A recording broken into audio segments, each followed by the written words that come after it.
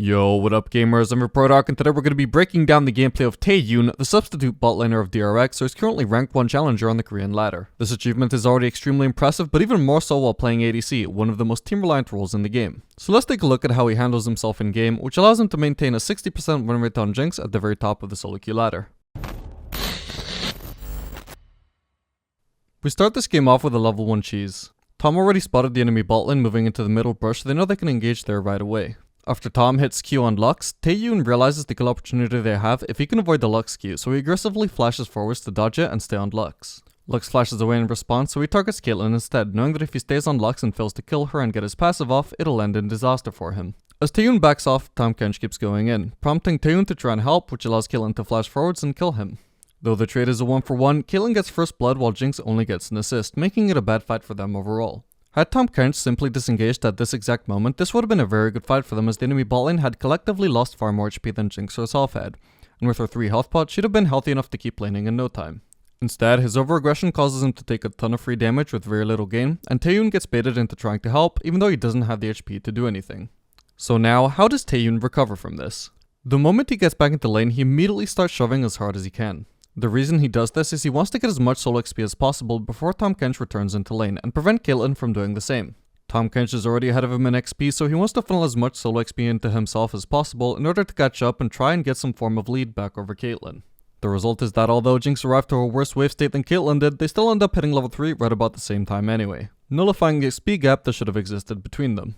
This next clip highlights the need for understanding how your ADC and your support synergize with each other and having the proper teamwork to execute on it. As Tahm Kench unexpectedly engages from under turret into an incoming enemy wave, Taeyoon is ready to follow up anyway, and is able to hit Jinx's traps into the knocked up Caitlyn. Despite the wave state, they stomp the fight as Caitlyn is locked down and burst too hard, with Taeyoon's fast trap securing the kill even without the need for Talon's help, and guaranteeing them a double kill. He is able to do this because he understands the synergy between Jinx traps and ally CC, and he knows that if any fight breaks out, his utmost priority is looking to combo his traps with Tom's knockup. With this permanently on his mind, he is always ready to appropriately react without hesitation at a moment's notice.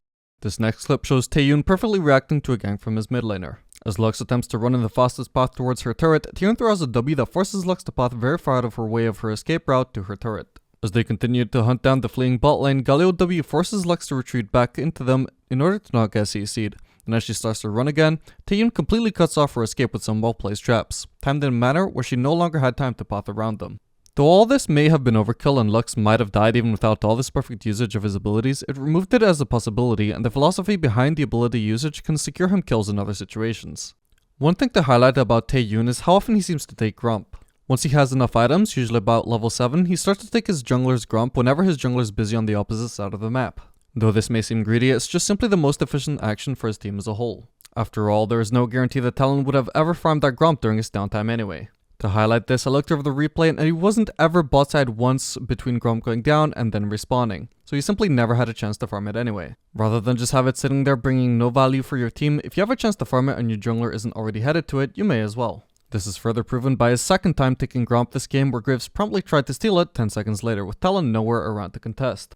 Had Jinx not farmed it twice this game, its first respawn timer it would have been bringing no value to the team whatsoever, and its second respawn timer it would have been handed over to the enemy team. There are no guarantees about your jungler's availability to farm any particular camp, so you shouldn't feel bad about taking them, so long as he's not going to farm it in the near future.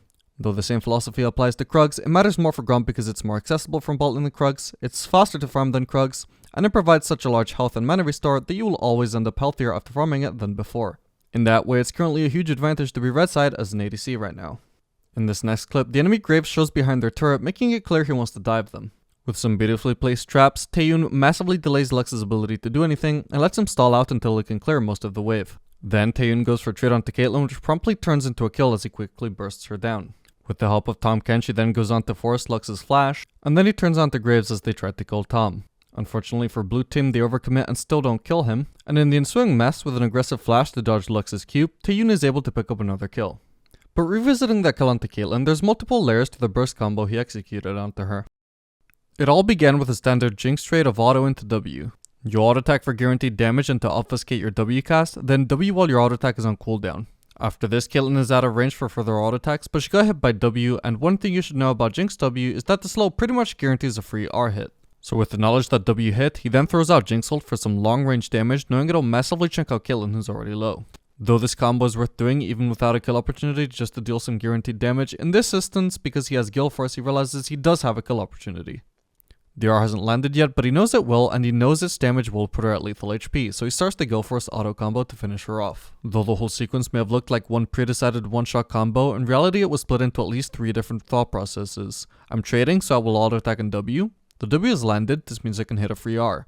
The R will leave her very low, this means I can Gale Force forwards and finish her off. The difference is that this was all quick thinking, and that his decision making was very adaptable. If he had no Gale Force, he still would have done the same first 2 steps, but without the 3rd step securing him the kill. Because it was not so much a combo, so much as 3 separate decisions within a very short time span. It's an important distinction to make, because if you understand this, then you can incorporate all these thought processes into your own gameplay in whichever combination is appropriate, and not just tunnel vision on trying to replicate the entire combo every single time within your own games in situations where it's not appropriate or it isn't going to work out. In this next clip, we see this thought process playing out again as he snaps Skeleton with W and then follows it up with the ult to massively chunk her out.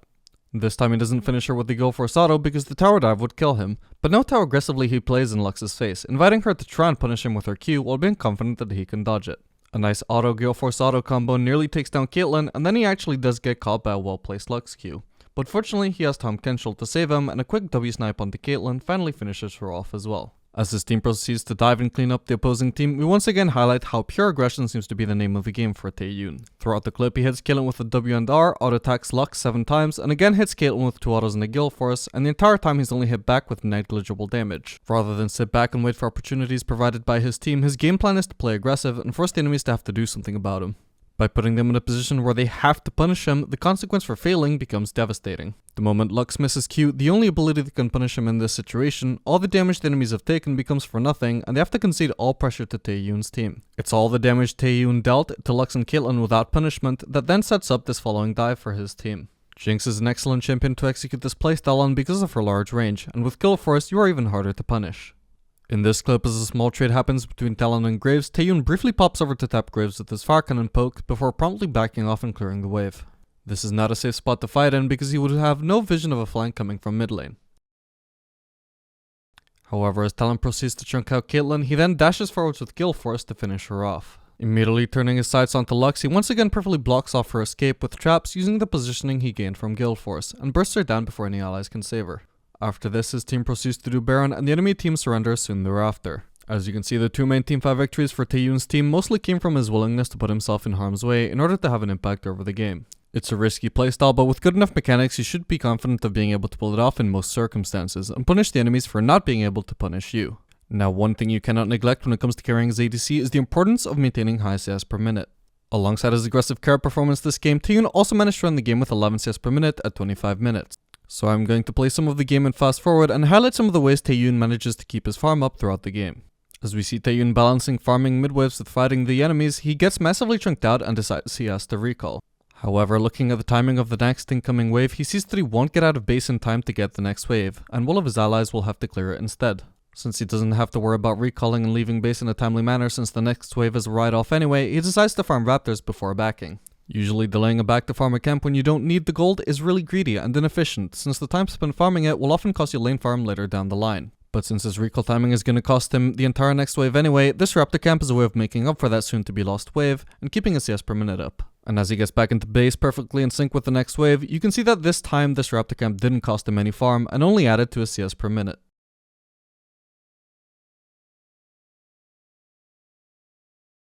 You can see that throughout the game, Taeyun maintains a pattern of shoving out waves first and foremost and rotating to the side to help his team clear out vision or make picks, and then promptly going back mid in time to catch the next wave.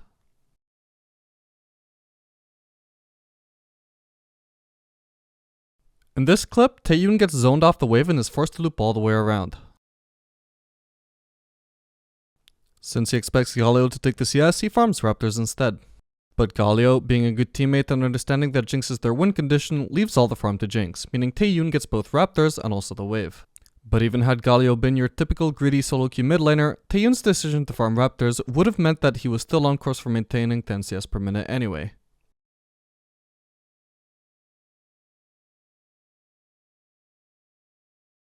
Now we arrive to the first teamfight we broke down, and in the aftermath after Taeyun takes the inner turret and farms all the waves, we can see that before backing he takes a detour into the enemy topside jungle. He wants to check if there are any camps up, and if they are, he will steal them.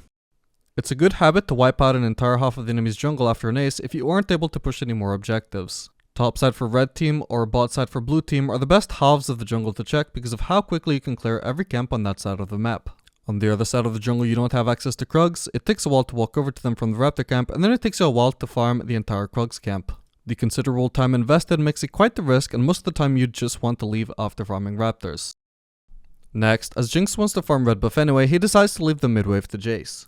The reason for this is that if he were to farm mid, he would then also need to turn back around to grab the red buff, and then after that he would again need to shove another mid wave before getting a chance to finally help his team.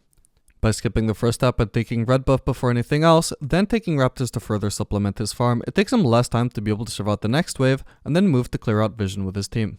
And it's important to note that though he gave up the wave, he wasn't falling behind because he was replacing it with red buff and Raptors, which is technically more CS than a full wave anyway. There's not much left to break down from this game, so I'm gonna end the video here. If you liked it and want to see more content like this, please do make sure to like and subscribe, and even turn on notifications. Additionally, let me know in the comments what players you'd like to see content on, and I'll see you guys in the next video. Later, gamers.